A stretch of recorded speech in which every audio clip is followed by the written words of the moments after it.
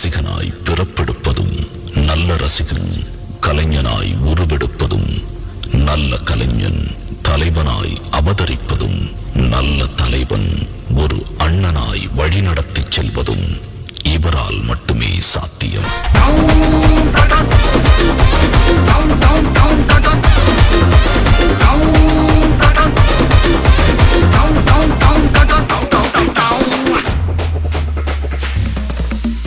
மிளகா தட்டி முட்டி குழம்புல கொதிக்குது பார் அந்த காலழகு